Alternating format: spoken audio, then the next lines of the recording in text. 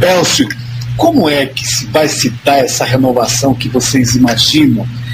Entre outras coisas, com o aparelhamento, a cooptação vergonhosa das estruturas do Estado pelo poder político que comanda o Ceará hoje, e com a mídia dócil a esse poder político? Olha, em primeiro lugar, nenhum poder do mundo consegue cooptar todas as pessoas do mundo.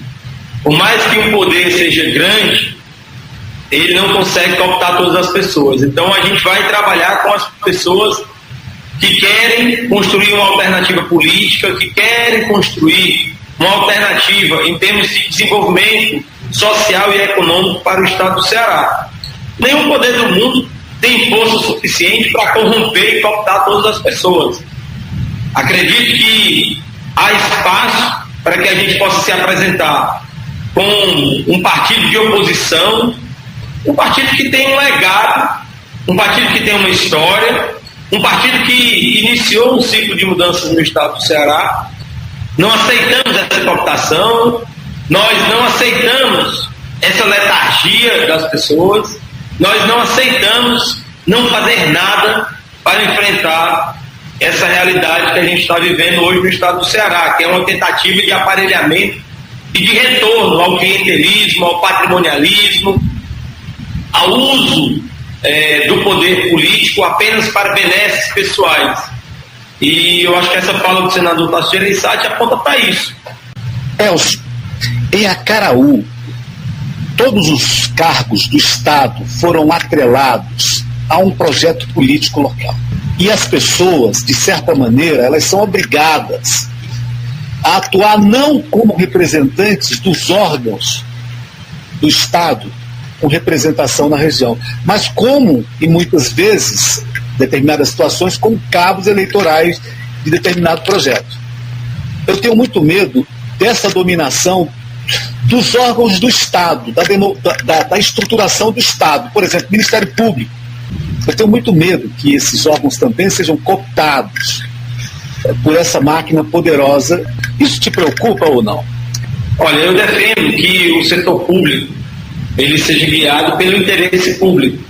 A gente vive numa república. A república é o governo em que a coisa pública, o interesse público, ele está à frente dos interesses, sejam privados, sejam dos interesses individuais.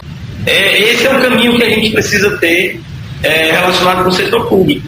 E o senador Tasso Gereissati, quando foi governador do Estado do Ceará, liderou justamente o processo de modernização do Estado aqui entre nós. E que foi essa modernização?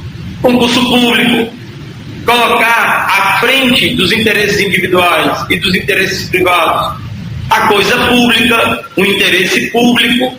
O problema hoje do Estado do Ceará é que não se vislumbra qual é esse projeto. A região aí de Acaraú é um bom exemplo. Qual é o projeto que você tem? É uma região tão importante. Eu conheço Acaraú, eu conheço a região de Cruz, região de Marco, até Sobral, Camusim, do lado de cá, Itarema, Icaraizinho de Amontada, Itapipoca. Qual é o projeto para toda essa região aí? Não existe projeto. O que existe, na verdade, são interesses particulares, interesses em ter o setor público na mão e comandar o setor público, muito mais para benesses pessoais do que para um projeto de desenvolvimento local, para um projeto que leve a que as pessoas aí possam ter mais oportunidades na sua vida. A região de Marco, por exemplo, tem ali um polo moveleiro, mas qual é o projeto do Estado para aquele polo moveleiro? Não se conhece, ninguém sabe, eu pelo menos não conheço. Qual é o projeto para Acaraú, uma cidade tão importante, já foi uma cidade polo fundamental em que o modelo de desenvolvimento de toda essa região passava por Acaraú. E veja o que acontece hoje com Acaraú. Acaraú hoje virou quase que um apêndice de Itarema, é comandado por um grupo de Itarema, perdeu a liderança na região. Então, isso é uma demonstração de que a gente precisa ter um projeto para toda essa região aí e um projeto para o Estado. Não dá para a gente ter um Estado como o do Ceará, em que aproximadamente 50% da população é pobre. O governo que foi eleito, a perspectiva dele era de dizer que o Ceará seria 3 vezes mais forte. isso não é programa, isso não é projeto. Juca Branco. Elcio Batista, boa tarde, prazer em tê-lo conosco. O senhor falou de egoísmo político, de aparelhamento do Estado, da falta de projeto. De 2015 a 2020, o senhor chefiou a Casa Civil do Governo do Estado do Ceará. O que mudou de 2020 para cá? O senhor, dentro do governo, já questionava essa falta de projeto?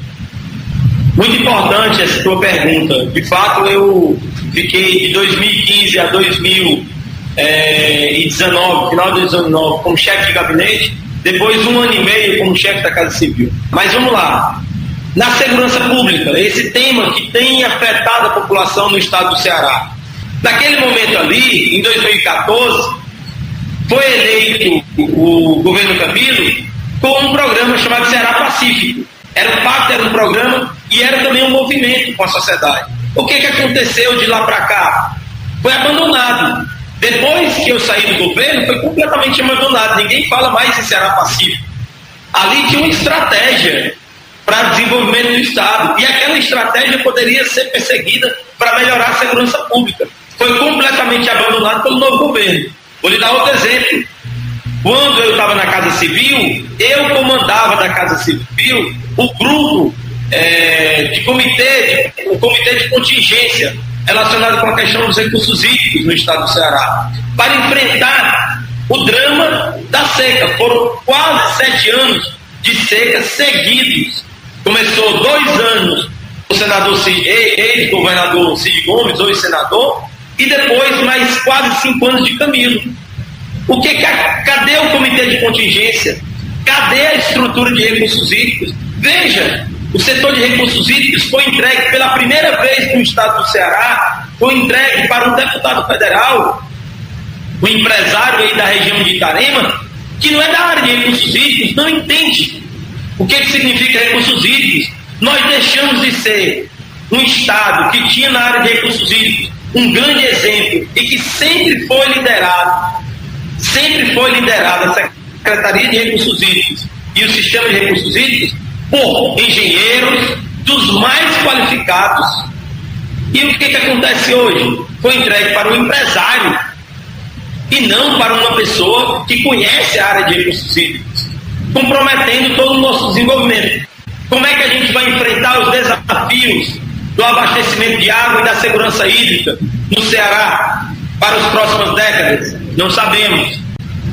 Isso é uma demonstração de que aquele período em que eu estive na Casa Civil tinha ideias. Eu participei de muitos debates. Eu ia lá debater, eu ia discutir quais eram as ideias que estavam guiando o governo. Quem é que está debatendo? Quais são as ideias que estão guiando esse governo? Essa área de segurança pública mesmo, que é muito estratégica, ninguém sabe o que vai, para onde é que o Estado vai, ninguém sabe como é que a gente vai enfrentar as facções. Essa é uma demonstração de que não fui eu que mudei, foi o governo que mudou.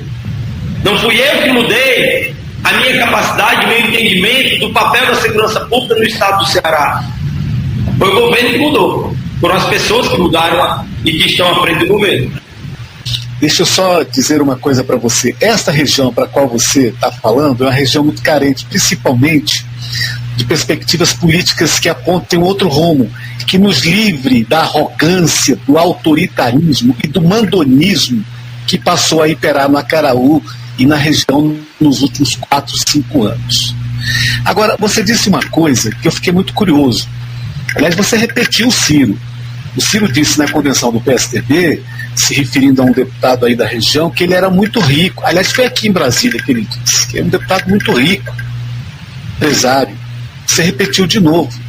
Eu queria saber quantos empregos esse empresário gera. Quais são as empresas dele? Porque ninguém conhece no Acaraú nem na região. Viu? Fica só o aviso aí, quando você souber, quiser nos informar, nós agradeceremos muito pela sua informação.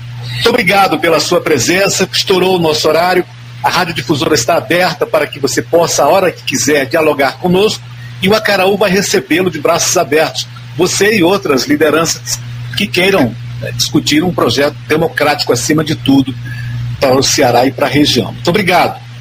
Muito obrigado, Garcês, muito obrigado, Paulo, Lucas, a toda a audiência. Então, conte sempre comigo como uma voz para estar discutindo, debatendo democraticamente os melhores caminhos para o nosso estado, mas principalmente aí para toda essa região. Muito bem, conversamos com Elcio Batista, novo presidente do PSDB. Juca, Safo, Paulo, um abraço a todos vocês, muito obrigado a todos pela companhia, até amanhã.